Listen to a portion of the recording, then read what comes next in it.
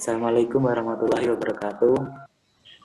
Kami dari kelompok 7 ingin mempresentasikan tentang sifat dan ruang lingkup akuntansi. Langsung saja, materi yang pertama akan disampaikan oleh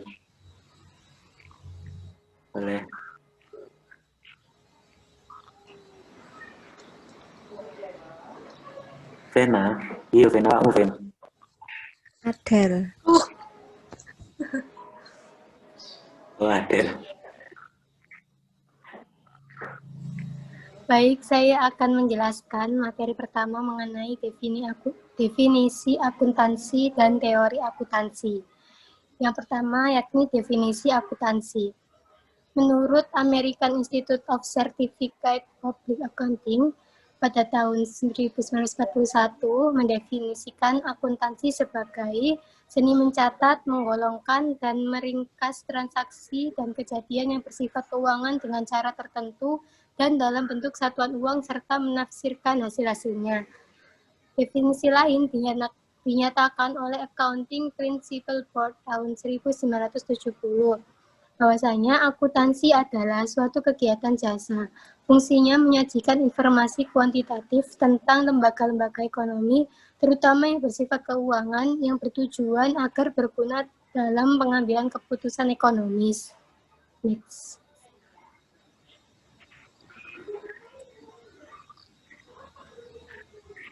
Dari definisi tersebut ada 3 subjek penting, yaitu yang pertama, akuntansi adalah suatu proses, yaitu proses pencatatan, penggolongan, dan peringkasan transaksi.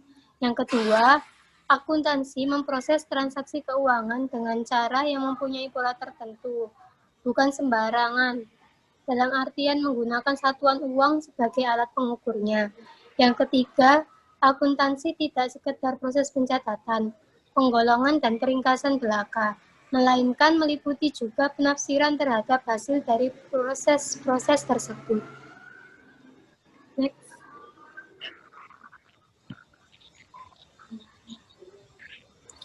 Yang kedua, teori akuntansi. Teori akuntansi adalah susunan konsep, definisi, dalil yang menyajikan secara sistematis gambaran fenomena akuntansi yang menjelaskan hubungan antar variabel dengan variabel lainnya dalam struktur akuntansi. Vernam-Kam menyatakan bahwa fungsi dari teori akuntansi adalah sebagai berikut. Yang pertama, menjadi pegangan untuk lembaga penyusunan standar akuntansi di dalam menyusun standarnya. Yang kedua, memberi kerangka rujukan dalam menyelesaikan permasalahan akuntansi dalam hal tidak terdapat standar resmi. Yang ketiga, menentukan batas di dalam hal melaksanakan judgement di dalam penyusunan sebuah laporan keuangan. Yang keempat, meningkatkan keyakinan dan pemahaman pengguna laporan keuangan terhadap informasi yang terdapat pada laporan keuangan. Yang kelima, meningkatkan mutu kualitas laporan keuangan yang bisa diperbandingkan kehandalannya. Next. Dalam teori akuntansi terdapat 2 teori, normatif dan teori positif. Teori normatif atau teori preskriptif adalah teori yang dijadikan sebagai norma peraturan yang harus diikuti, tidak peduli apakah berlaku atau dipraktekkan sekarang atau tidak. Teori normatif berusaha untuk membenarkan tentang apa yang seharusnya dipraktekkan. Sedangkan teori positif merupakan teori yang berkembang seiring dengan kebutuhan untuk menjelaskan dan memprediksikan realitas praktek-praktek akuntansi yang ada di dalam masyarakat. Next.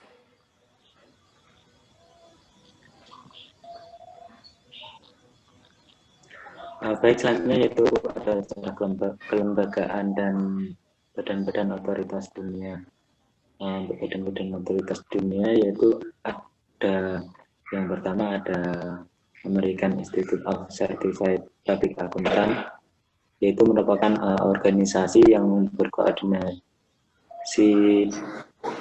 oleh para akuntan publik yang memiliki sertifikasi yang ada di Amerika Serikat.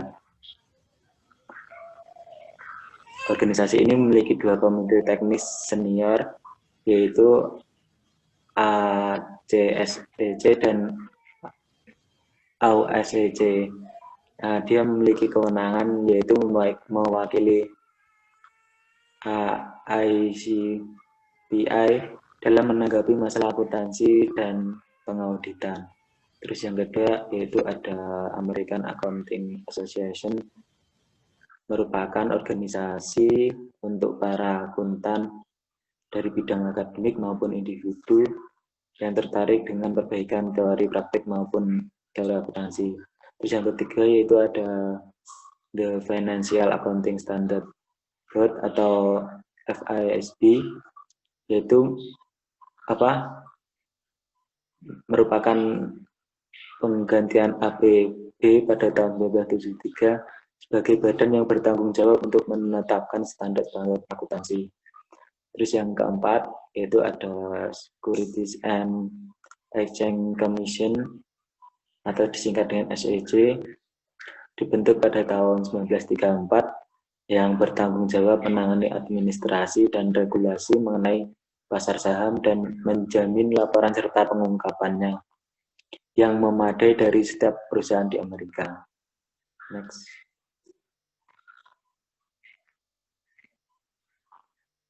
Next.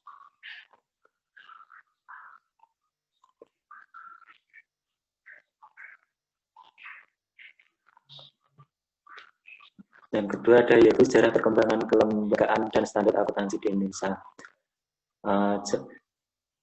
IAI memiliki dua dewan, yaitu ada Dewan Standar Akuntansi Keuangan atau DSAK dan ada Dewan Konsultatif Standar Akuntansi Keuangan atau DKSAK. Dan itu juga memiliki 4 kompartemen, yaitu ada kompartemen akuntan pendidik, ada akuntan manajemen, ada akuntan publik, dan ada kompartemen akuntan sektor publik. Next.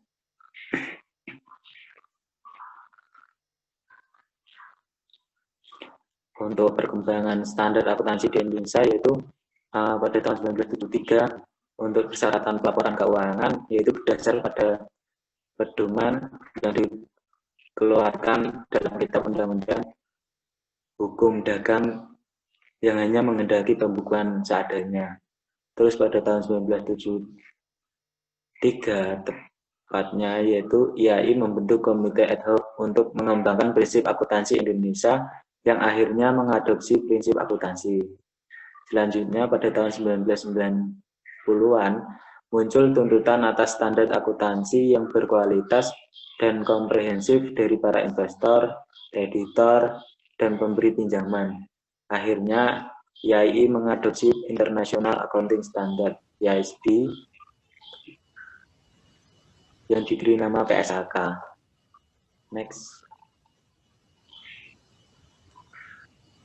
Baik, selanjutnya yaitu proses penyusunan standar akuntansi, yang dimana secara umum ada 5 tahapan. Yang pertama yaitu desain, di mana aspek khusus akuntansi tertentu diidentifikasikan dan diteliti dan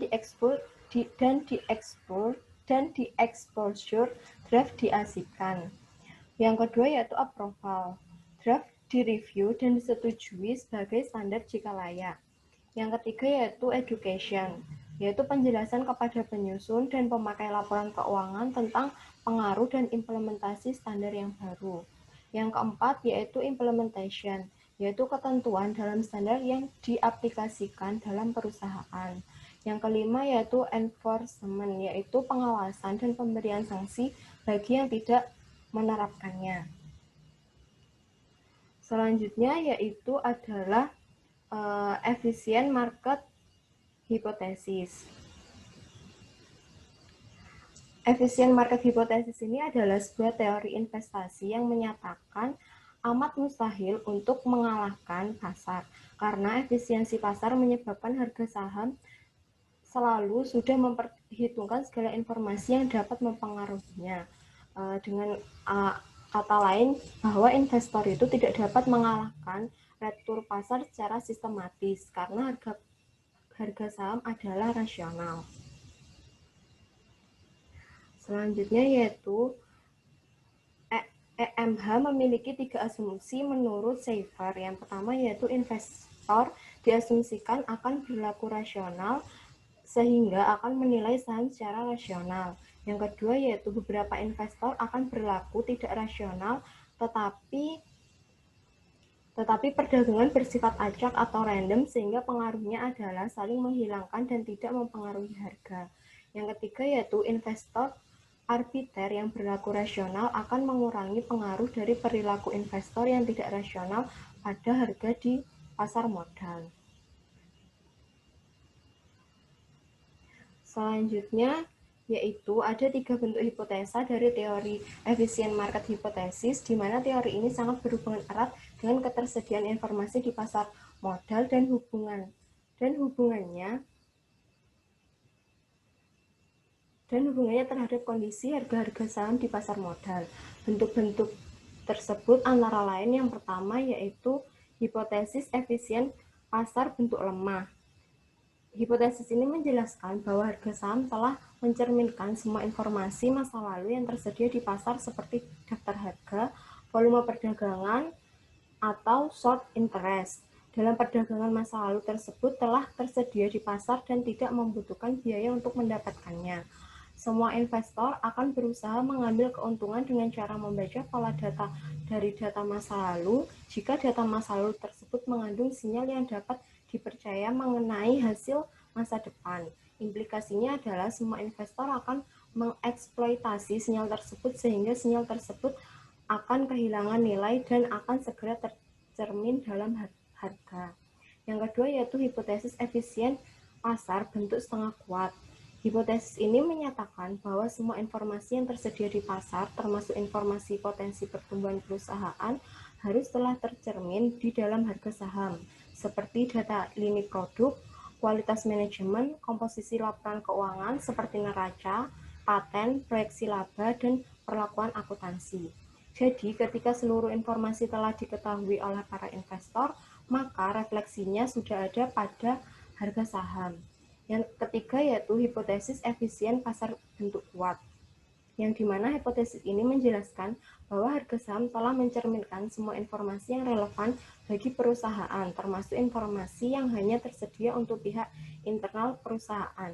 Sehingga walaupun pihak manajemen dan karyawan perusahaan mempunyai akses untuk mengetahui informasi sebelum informasi tersebut tersedia di pasar, hal itu tidak memungkinkan mereka untuk mengambil keuntungan dengan melakukan perdagangan berdasarkan informasi tersebut, karena semua informasi tersebut akan langsung dipublikasikan. Sekian presentasi dari kelompok kami, kurang lebihnya mohon maaf. Baik, sekian